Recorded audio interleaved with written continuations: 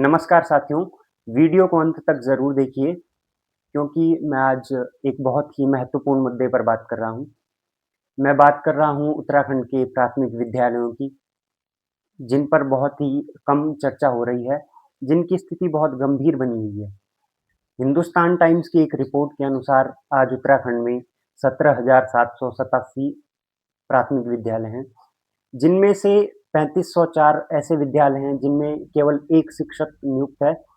और अमर उजाला की एक रिपोर्ट के अनुसार उत्तराखंड के 1149 ऐसे विद्यालय हैं जिनमें कोई भी शिक्षक नियुक्त नहीं है, जिसके कारण विद्यालयों को बंद कर दिया गया है।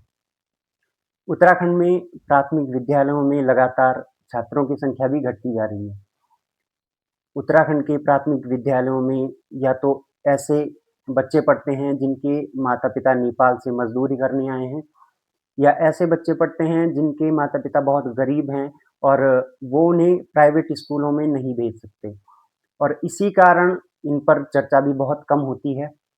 लोगों का बहुत कम ध्यान इन पर जाता है। तो आज हम इसी मुद्दे पर बात करेंगे। तो ऐसा क्यों हो रहा है?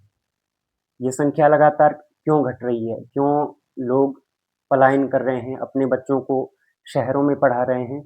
प्रत्येक माता-पिता यही चाहता है कि उसके बच्चे को अच्छी शिक्षा मिले, लेकिन वो ऐसे विद्यालय में अपने बच्चे को कभी नहीं भेजना चाहेगा जहाँ पर या तो शिक्षक ही नहीं है, और यदि कोई शिक्षक है भी, तो वो इतना सक्षम नहीं है कि एक बच्चे को सारे विषय पढ़ा सके। जहाँ प्राइवेट स्कूलों में प्रत्येक कक्षा को पढ़ाने के लिए हर विषय का एक अलग शिक्षक होता है, वहीं सरकारी स्कूलों में शिक्षक की नियुक्ति छात्र संख्या पर की जाती है। बहुत सारे विद्यालय ऐसे हैं जिनमें विद्यालय भवन ठीक हालात में नहीं है। बहुत सारी जगहों पर पीने के पानी की सही व्यवस्था नहीं है, कहीं बच्चों के लिए बाथरूम की सही व्यवस्था नहीं है। तो ऐसी स्थितियों में माता-पिता मजबूर हो जाते हैं कि वो शहर में अपने बच्चों को पढ़ाएँ, प्राइवेट विद्यालयों में अपने बच्चों की शिक्षा कराएँ। तो अब हम क्या कर सकते हैं? आगे हमारा क्या फैसला होना चाहिए? जल्द ही अप्रैल माह में नए प्रवेश प्रारंभ हो जाएँगे।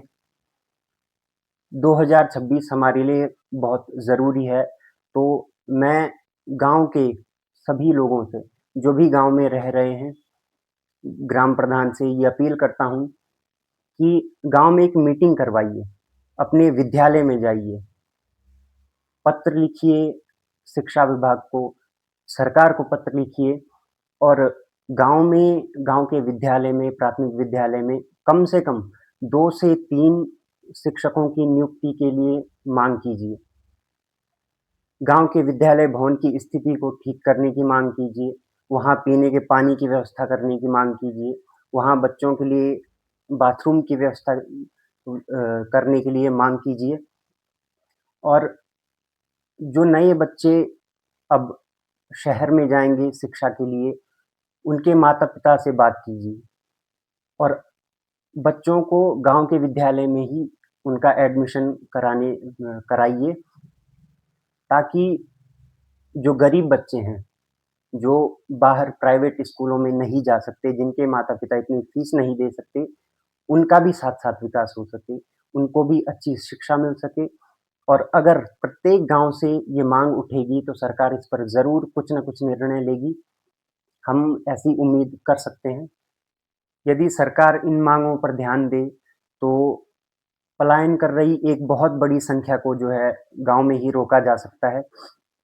इससे हमारे गाँव का विकास होगा, हमारे पहाड़ों का विकास होगा, और जो लोग गाँव छोड़कर शहर में जाते हैं, वो गाँव में ही रुकेंगे, और उन बच्चों के भविष्य के विषय में भी हम अच्छा सोच सकते हैं, जो प्राइवेट स्कूलों में पढ़ने नहीं जा पाएँगे।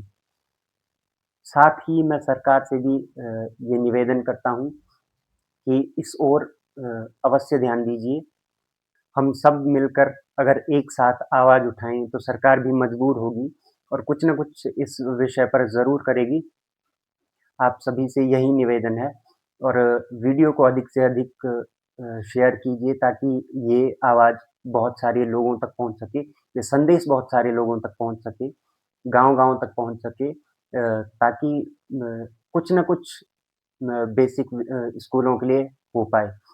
बहुत-बहुत धन्यवाद। जय भारत, जय उत्तराखंड।